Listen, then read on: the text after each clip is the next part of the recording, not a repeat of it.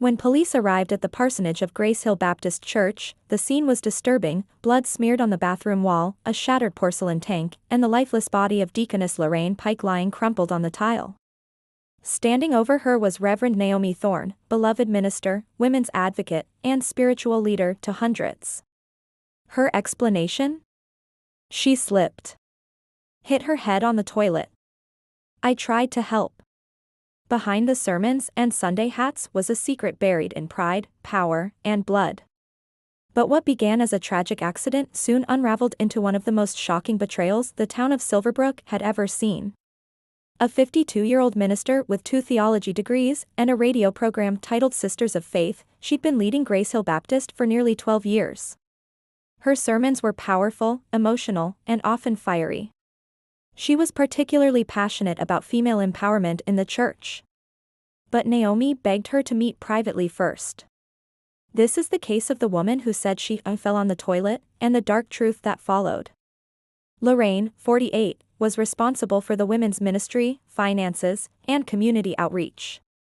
Together, they were the face of a progressive, growing congregation. Reverend Naomi Thorne was a respected figure in Silverbrook. Deaconess Lorraine Pike was her closest ally, and, according to many, her only true equal. I told her I didn't appreciate how she accused me. She stood up too fast, slipped. Hit the back of her head on the tank. It broke. She went down hard. I panicked. But behind the scenes, things were falling apart.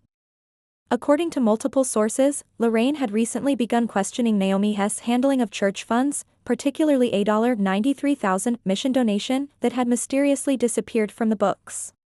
She was going to confront her publicly, said one church staffer, who asked to remain anonymous. That meeting took place on a rainy Friday evening. Lorraine never made it out alive. At 6:53 p.m., Reverend Naomi Thorne called 911. They suggest repeated impact. Likely from an object. Not a single accidental strike.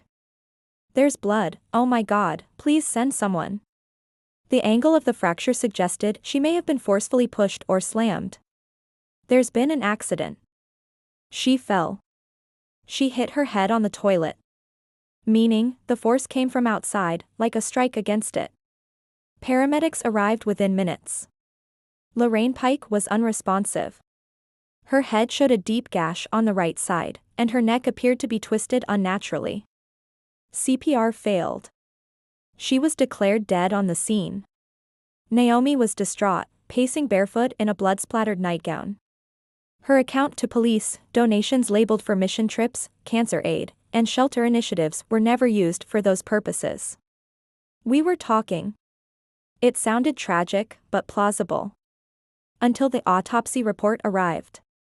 Lorraine had suffered not 1, but 3 separate blunt force traumas to the head. The largest fracture was consistent with impact against a hard surface. But the other 2? Forensic pathologist Dr. Green stated they were not consistent with a fall. The angle, the force. She baptized my children. She buried my mother. Moreover, Lorraine's neck was broken. And then there was the toilet tank. For weeks, testimony exposed the inner workings of Grace Hill Baptist and the dark power struggle between its 2 most prominent women. Photos showed it broken, yes, but outwardly, not inward. They showed that Lorraine had bruising on both wrists, consistent with being grabbed or restrained, and that her blood was found on a broken decorative cross located near the bathroom sink. For police, this shifted everything. This wasn't a fall. This was an attack. Digging deeper into church records, detectives discovered a string of inconsistencies dating back 18 months.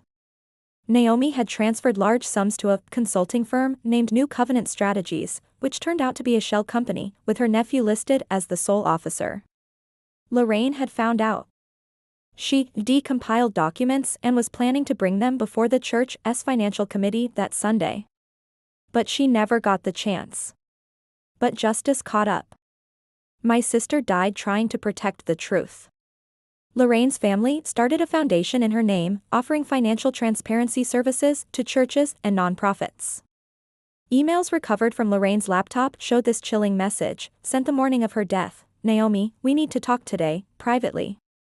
I'm going to do this the right way. But I won't let this go on anymore. Confronted with the autopsy report and the financial evidence, Naomi initially broke down in tears.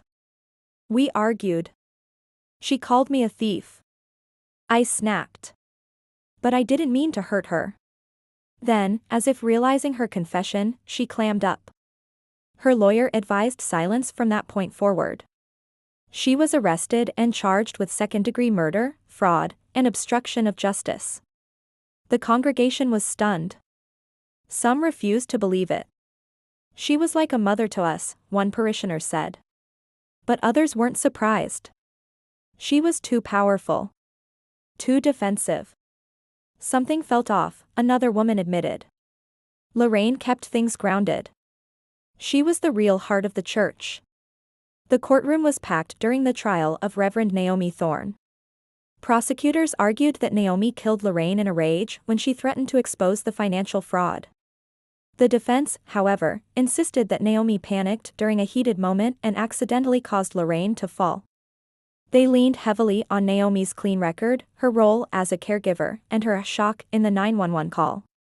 But then came the final piece of evidence, a deleted voice memo recovered from Lorraine Hess's phone. Meeting Naomi tonight. I don't trust her anymore. If anything happens to me, it wasn't an accident. Gasps filled the courtroom. After 4 days of deliberation, the jury returned. Naomi Thorne was sentenced to 25 years in prison for second-degree murder and 6 years for financial fraud, to run concurrently. Outside the courthouse, Lorraine's brother addressed the crowd. She was the light in that church. Naomi thought she could snuff it out to protect her lies. The church was temporarily closed and later reopened under new leadership. As for Naomi, she requested a Bible in her cell, but refused to speak to the media. In her official statement, she said, "The devil found a foothold in my pride. I've lost everything." The tragedy of Lorraine Pike wasn't just a story of murder, it was a warning about unchecked power, even in holy places. Behind every pulpit is a person.